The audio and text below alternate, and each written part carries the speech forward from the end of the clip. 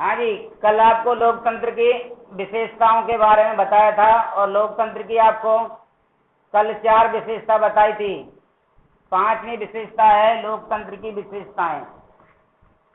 विशेषताएं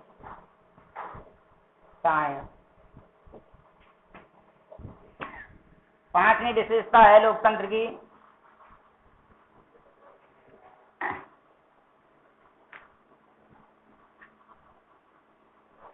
विकासशील शासन।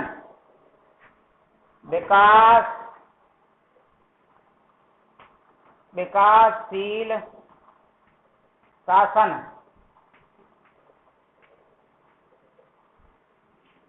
लोकतंत्र की 5वीं विशेषता क्या है? विकासशील शासन।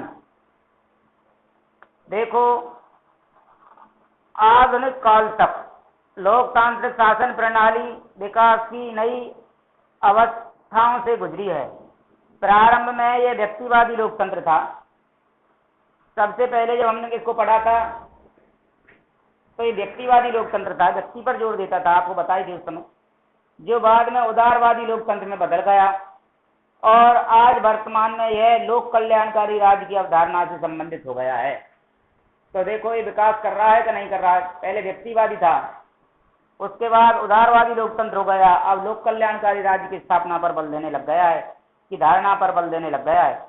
इस विकास का परिणाम यह हुआ कि जहां आरंभ में लोकतंत्र ने व्यक्ति की राजनीतिक स्वतंत्रता वह समता तथा संवैधानिक शासन पर ही बल दिया था, वहां अब यह सामाजिक व आर्थिक क्षेत्र में समानता व न्याय के सिद्धांत को भी स्वीकार करने में लगा है। इस प्रकार लोकतंत्र के विकास ने इसके मूल्यात्मक स्तर में वृद्धि की है। आधुनिक विश्व में प्रतिनिधि प्रजातंत्र के 2 प्रमुख रूप संसदात्मक शासन तथा अध्यक्षात्मक शासन हैं। प्रथम का आदर्श उदाहरण ब्रिटेन की शासन प्रणाली और द्वितीय का आदर्श उदाहरण संयुक्त राज्य अमेरिका। देखो, संसदात्मक शासन प्रणाली ये तो पाई जाती है तुम्हारे इंग्लैंड में, ठीक है, और अध्यक्षात्मक शासन प्रणाली पाई जाती है संयुक्त राज्य अमेरिका में, ठीक है साहब। स्विट्जरलैंड एक ऐसा देश है जिसमें संघीय स्तर पर संसदात्मक अध्यक्षात्मक शासन प्रणालियों के मिश्रित रूप को अपनाया गया है। ये स्विट्जरलैंड का उदाहरण है। अब है लोकतंत्र का आलोचनात्मक परीक्षण। देखो, जब प्रश्न आता है लोकतंत्र का आलोचनात्मक परीक्षण कीजिए, तो ऐसी स्थिति में आपको ध्यान रखना है, लोकतंत्र के गुण भी बताने हैं और उसके दोष भी बताने हैं। नहीं आई समझ में? यदि प्रश्न पूछा जाता है लोकतंत्र का आलोचनात्मक परीक्षण कीजिए, लोकतंत्र का आलोचनात्मक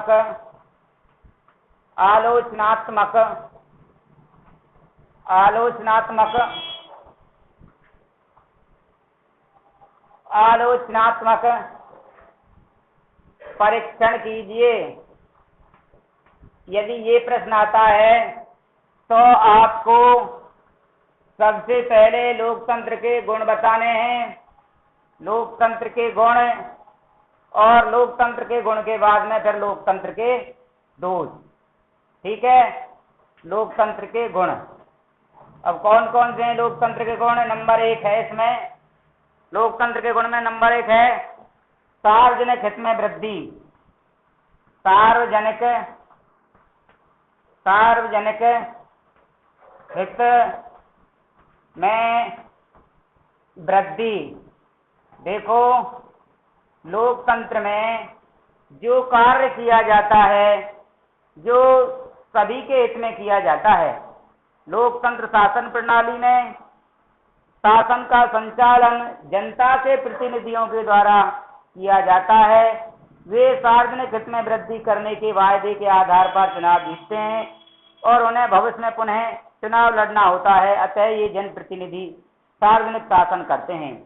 देखो, ये जो जनता के प्रतिनिधि हैं लोकतंत्र में, ये जो जनता के द्वारा चुने गए एमएलए हैं या एमपी हैं, क्योंकि लोकतांत्रिक शासन प्रणाली में प्रतिनिधित्वात्मक जो प्रणाली है, जो जनता के प्रतिनिधि हैं, जिनको जनता ने चुन करके भेजा है, वो चुनाव से पहले और जनता के सामने विभिन्न प्रकार के वादे करते हैं। चुनाव से पहले विभिन्न प्रकार के वादे करते हैं, और जब वादा वो करते हैं, आश्वासन जब लोगों को देते हैं कि यदि हमको सत्ता मिली, यदि हमारी सरकार बनी, तो हम ये काम करेंगे, और जब वो चुनाव जीत जाते हैं तो फिर वो उन किए गए वादों को पूरा करने का प्रयास करते हैं, क्योंकि फिर आने वाले चुनावों में जनता फिर उन्हीं को चुने। इस वजह से दोबारा से जनता आने वाले चुनावों में उन्हीं को चुने, क्योंकि इन्होंने जो वादा किए थे वो वादा पूरा कर दिए, और आगे भी फिर ये वादा जो कर रहे हैं ये उसको पूरा करेंगे भविष्य में, ऐसा ये लोग सोचते हैं। और ये जनता की उम्मीदों पर खरा उतरने की पूरी कोशिश करते हैं। इसलिए ये लोकतांत्रिक शासन प्रणाली सार्वजनिक हित में वृद्धि करती है। देखो, यह शासन प्रणाली जनता के प्रति उत्तरदायी होती है। ठीक है, जनता को जवाब देना पड़ता है शासन प्रणाली में शासक वर्ग को। दूसरा है कार्य कुशल शासन। कार्य कुशल शासन, कार्य कुशल शासन। देखो, शासन लोकतांत्रिक शासन प्रणाली में आपको बताया था चुनाव होते हैं। क्या होते हैं? चुनाव होते हैं, और चुनाव में जनता उनको चुनती है जो जनता की भलाई के लिए कार्य कर सकें, उनको ही चुनती है। देखो, जो भी कोई नीतियां बनाई जाती हैं लोकतंत्र में, वो जनमत को ध्यान में रख करके बनाई जाती हैं। जो कानून बनाए जाते हैं, जो जनता के हित में बनाए जाते हैं, क्योंकि जनता के हित में कानून बनाए जाएंगे तो जनता का विकास होगा।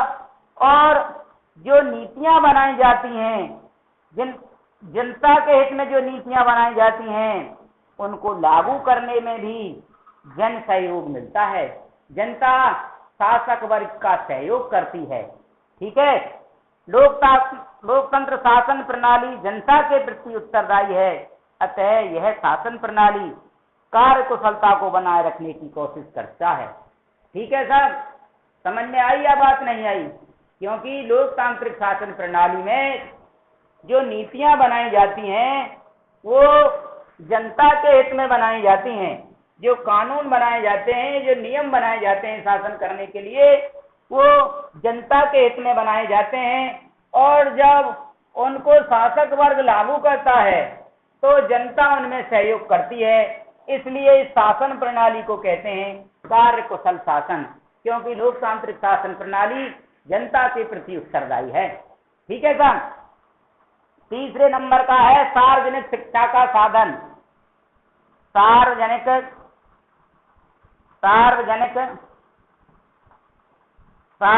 शिक्षा का साधन।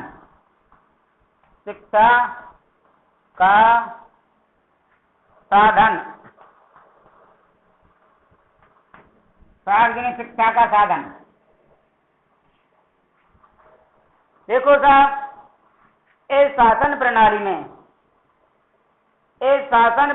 में जनता सार्वजनिक समस्याओं पर अपनी राय प्रकट करती है। जनता अपनी सभी समस्याओं पर, जो उसकी सार्वजनिक समस्या है, सार्वजनिक समस्या उसे कहते हैं जो सभी जनता की समस्या है, उन पर अपनी राय प्रकट करती है। सामान्यतः है जनता जनमत निर्माण के साधनों तथा आम चुनावों के माध्यम से विभिन्न समस्याओं पर अपना मत प्रकट करती है। सामान्य नागरिक अपने अधिकारों व कर्तव्यों के प्रति जागरूक रहता है और बड़े हितों के लिए छोटे हितों का त्याग करना सीख जाता है। इस गुण के कारण ही गैटेल ने लोकतंत्र को नागरिकता की शिक्षा प्रदान करने वाला स्कूल कहा है। ठीक है साहब, क्योंकि इस शासन प्रणाली में जनता सार्वजनिक समस्याओं पर अपनी राय प्रकट करती है और जनमत निर्माण के साधनों में अर्थात चुनावों के माध्यम से विभिन्न समस्याओं पर अपना मत प्रकट करती है। ठीक है साहब, जो उनकी समस्याओं को ज्यादा समझता है जनता उसको चुनती है। अगले नंबर का है नैतिक शिक्षा का साधन। नैतिक शिक्षा का साधन। लोकतंत्र शासन प्रणाली कैसी है? नंबर 4, नैतिक शिक्षा का साधन। अब ये नैतिक शिक्षा क्या है साहब? नैतिक शिक्षा, नैतिक शिक्षा का साधन।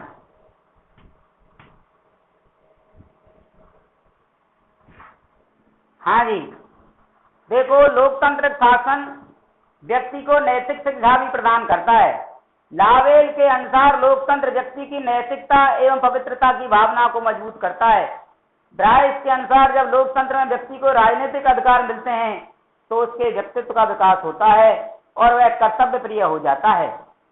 व्यवहार में हम देखते हैं कि लोकतंत्र में व्यक्ति परिवार की संकीर्ण सीमाओं से निकलकर सार्वजनिक हित तक विस्तृत हो जाता है और वह साथी नागरिकों के साथ सहयोग, सहिष्णुता, उदारता व सहानुभूति का व्यवहार करने लगता है।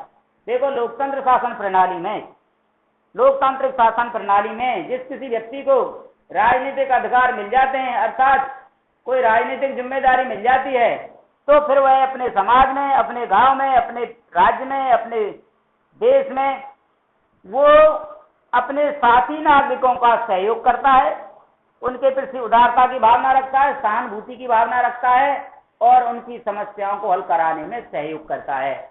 तो ये नैतिक शिक्षा की तो भावना है। ठीक है, अगले नंबर का है देशभक्ति की शिक्षा।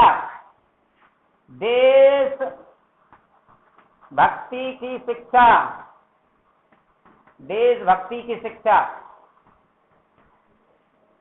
अब देखो साहब, देशभक्ति की शिक्षा कैसे मिलती है?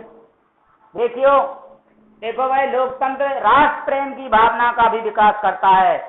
लोकतंत्र में राज्य को किसी शासक वर्ग की संपत्ति नहीं माना जाता, अब तो इसे जनता की संपत्ति माना जाता है। इससे जनता में राष्ट्र के प्रति प्रेम, अपनत्व की भावना का विकास होता है। मिलके शब्दों में लोकतंत्र देशभक्ति की भावना को बढ़ाता है। और देखो लोकतंत्र में ही तो कहते हैं, लोकतांत्रिक शासन प्रणाली है, जब तो कहते हैं भारत मेरा देश है, इंकलाब जिंदाबाद, वंदे मातरम, जय हिंद, भारत माता की जय। ये सब है, ये इसी बात को तो दर्शाता है कि ये हमको जो देशभक्ति की शिक्षा मिली है, ये किससे मिली है? ये लोकतांत्रिक शासन प्रणाली से मिली है। समझ में आई बात, नहीं आई? हाँ। अब अगले नंबर का है क्रांति से सुरक्षा। देखो राजतंत्र में क्रांति होती थी, क्रांति से सुरक्षा क्यों होती थी? क्योंकि राजा निरंकुश थे। क्रांति से सुरक्षा, राजा निरंकुश थे और वो निरंकुश होने के साथ साथ वो जनता पे अत्याचार करते थे, जनता पे कर बढ़ाते थे। आप सुरासुंदरी में डूबे रहते थे, भोग विलास में डूबे रहते थे, जनता पर विभिन्न प्रकार के संकट आते थे, कष्ट आते थे, राजा कोई ध्यान नहीं देता था। बाढ़ का आ जाना, अकाल का पड़ना है, भूकंप का आना, ज्वालामुखी का फटना, हिमस्खलन, भूस्खलन, ये दुनिया भर के ऐसे आपदाएं और संकट आते रहते थे। लेकिन राजा जनता की मदद करने की बजाय और भोग विलास में इतना डूबा रहता था कि कर बढ़ाता रहता था, जनता पर अत्याचार करता रहता था। राजतंत्र शासन प्रणाली में जब जनता ज्यादा दुखी हो जाती थी, जनता जब बिल्कुल जनता का धैर्य टूट जाता था, तो जनता फिर क्रांति करती थी और क्रांति में होता था खून खराबा। वो राजतंत्र शासन प्रणाली को जनता पूरी तरह से उखाड़ फेंकती थी, उसको मरना या मारना दो ही दिखाई देता था ऐसी स्थिति में जनता को। लेकिन प्रजातांत्रिक शासन प्रणाली में ऐसा कुछ नहीं है। प्रजातांत्रिक शासन प्रणाली में कोई क्रांति नहीं होगी।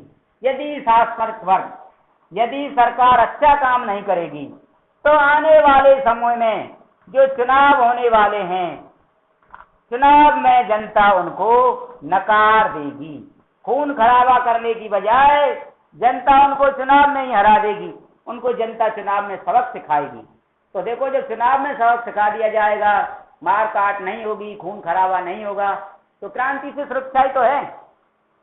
ठीक है, क्रांति की आशंका ऐसे राज्यों में होती है जहां शासन की शक्ति किसी एक वर्ग के हाथों में होती है, जैसे मैंने बताई थी अभी, जैसे राजतंत्र शासन प्रणाली में। लोकतंत्र की स्थिति इससे एकदम विपरीत होती है, इसमें क्रांति की आवश्यकता नहीं होती। लोकतंत्र में शासन जनता के प्रति उत्तरदायी होता है। लोकतंत्र में सभी पक्षों को अपनी बात कहने व चुनाव लड़ने का हक होता है। साथ ही किसी विषय पर सरकार से असहमति होने पर अगले चुनाव में उसके विरुद्ध मत देने की स्वतंत्रता भी क्रांति की संभावना को कम करती है। अगले नंबर का है समानता और स्वतंत्रता पर आधारित शासन।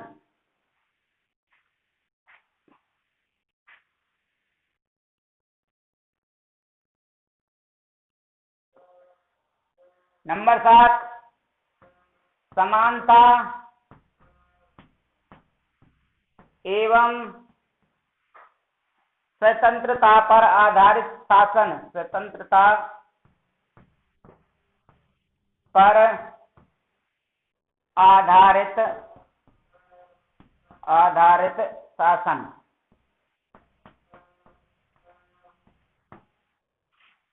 समानता एवं स्वतंत्रता पर आधारित शासन। देखो साहब, समानता और स्वतंत्रता पर आधारित कैसा है?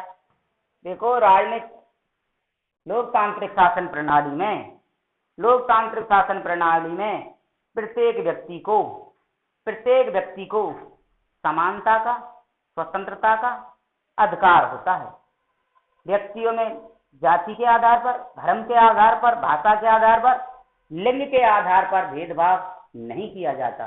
कौन सी शासन प्रणाली में? लोकतंत्र शासन प्रणाली में। ठीक है, समझ में आ रही है बात? नहीं आ रही? अपितु सभी व्यक्तियों के लिए विधि की समता, विधि के समान संरक्षण में विश्वास करता है और कानून के दायरे में सभी को समानता का अधिकार होता है। कोई व्यक्ति किसी पे दबाव नहीं डालेगा, अत्याचार नहीं करेगा, किसी का शोषण नहीं करेगा। ये लोकतंत्र में निर्धारित किया गया है। लोकतंत्र की ये 7वें नंबर की विशेषता है। अब अगले नंबर का है जो नंबर 8 है, स्वतंत्र एवं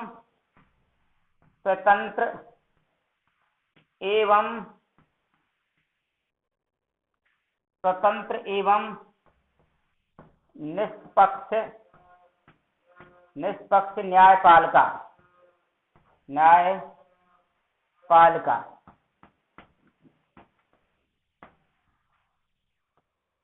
देखो, लोकतंत्र की सफलता के लिए एक स्वतंत्र एवं निष्पक्ष न्यायपालिका का होना आवश्यक है। देखो साहब, लोकतंत्र में जो न्यायपालिका होती है, जो न्याय करने की धुरी होती है, वो स्वतंत्र होती है। न्यायपालिका ना तो कार्यपालिका के दबाव में रहती है, ना व्यवस्थापिका के दबाव में रहती है। समय समय पर न्यायपालिका व्यवस्थापिका द्वारा निर्मित कानूनों की व्याख्या करती है और यदि कोई कानून व्यवस्थापिका ने ऐसा बना दिया है जो संविधान के विरुद्ध है, जनता के हित में नहीं है, तो न्यायपालिका उस कानून को निरस्त घोषित कर सकती है और समय समय पर न्यायपालिका कार्यपालिका को भी शासन से संबंधित सुझाव देती रहती है। इसलिए जिस शासन प्रणाली में न्यायपालिका स्वतंत्र रहेगी, वह शासन प्रणाली सबसे अच्छी मानी जाएगी और यह लोकतांत्रिक शासन प्रणाली में ही संभव है। ठीक है साहब, क्योंकि राजनीतिक लोग होते हैं, जो सत्ता में लोग होते हैं, यदि वो कानून का उल्लंघन करते हैं, संविधान की अवहेलना करते हैं, तो न्यायपालिका उनको भी दंड देता है। ठीक है सर, तो इसका मतलब यह है कि न्यायपालिका लोकतंत्र में स्वतंत्र और निष्पक्ष होता है। ठीक है जी,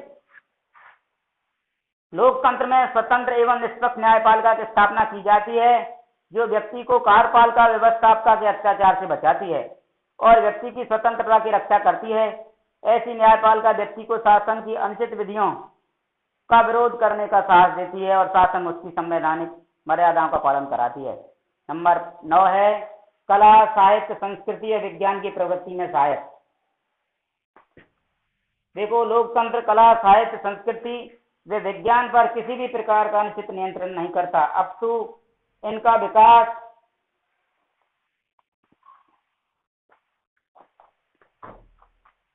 चाहता है। लोकतंत्र की तुलना में अधिनायकवाद में इन सभी क्षेत्रों पर नियंत्रण होता है, क्योंकि वहां विचार एवं कर्म की स्वतंत्रता नहीं होती है। अतः अधिनायक तंत्रों में कला, साहित्य एवं संस्कृति के क्षेत्र में पर्याप्त विकास नहीं होता और विज्ञान के विकास में भी बाधा आती है। संविधानवाद में आस्था। नंबर 10 संविधानवाद में आस्था,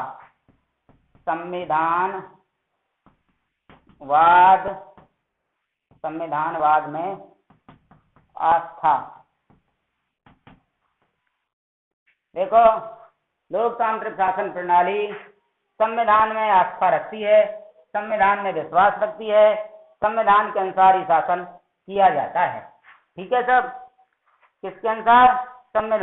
संविधान किसे कहते हैं? संविधान का मतलब होता है कानूनों का एक पुलंदा। उसमें कानून होते हैं, राज करने के नियम कानून होते हैं सब। ठीक है, उसको कहते हैं संविधान।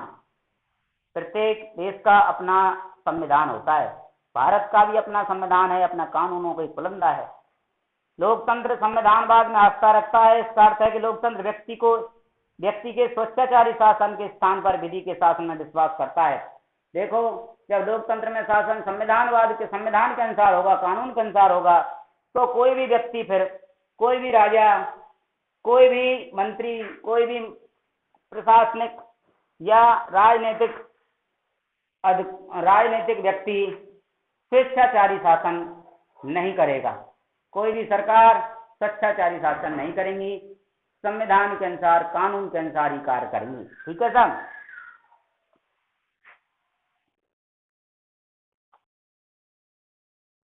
जो व्यक्ति की स्वतंत्रता को स्वीकारता हो, इसका सरल अर्थ है कि लोकतंत्र निरंकुश शासन की जगह सीमित शासन में विश्वास रखता है और शक्ति के विकेंद्रीकरण को स्वीकार करता है।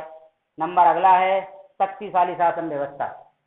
शक्तिशाली शासन व्यवस्था, शक्तिशाली शासन व्यवस्था, शक्तिशाली शासन व्यवस्था।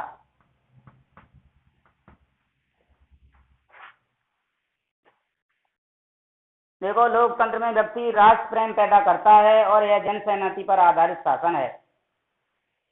अतः जब भी राष्ट्र पर संकट आता है तो संपूर्ण जनता एक व्यक्ति के रूप में संकट के विरुद्ध खड़ी हो जाती है। हमारे देश का एक उदाहरण लेते हैं हम। जैसे हमारे देश में अभी ये चीन पे अपना विवाद हुआ था, भारत और चीन का, पूरा देश सरकार के साथ खड़ा था। इससे पहले भी पाकिस्तान ने कई बार ऐसा भारत पर स्थिति ऐसी पैदा कर दी थी कि पूरा देश एक मत हो गया था और सरकार के साथ खड़ा था। ठीक है, तो शासन प्रणाली कैसी है? शक्तिशाली और विश्व शांति का समर्थक। विश्व शांति का समर्थक। प्रजातंत्र में लोकतांत्रिक शासन प्रणाली विश्व शांति पर बल देती है, विश्व शांति को बढ़ावा देती है।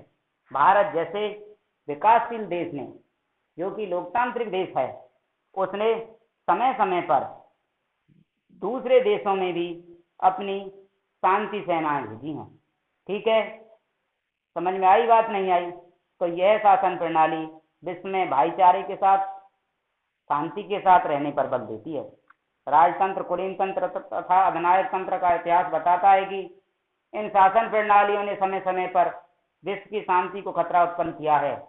इस कारण यह है कि ये शासन प्रणालियां सैनिकवाद, कठोर विदेश नीति तथा विस्तारवाद में विश्वास रखती हैं, किंतु लोकतंत्र में विश्व शांति व सहयोग में आस्था रखता है। इस कारण यह है कि लोकतंत्र सैनिकवाद की जगह शांतिपूर्ण सहअस्तित्व में विश्वास रखता है और राष्ट्रों के बीच विवादों को पारस्परिक वार्ता इन समझौतों द्वारा अंतर्राष्ट्रीय कानून द्वारा सुलझाना चाहता है। ठीक है सर? जो भी कोई मतभेद हैं तो उनको अंतर्राष्ट्रीय कानून के अनुसार, अंतर्राष्ट्रीय जो संविधान है, जो नियम हैं, उनके अनुसार शांतिपूर्वक बैठ करके हल करने को बल देता है। आज केवल इतना ही, कल पढ़ाएंगे लोकतंत्र के दोष। जय हिंद, जय भारत।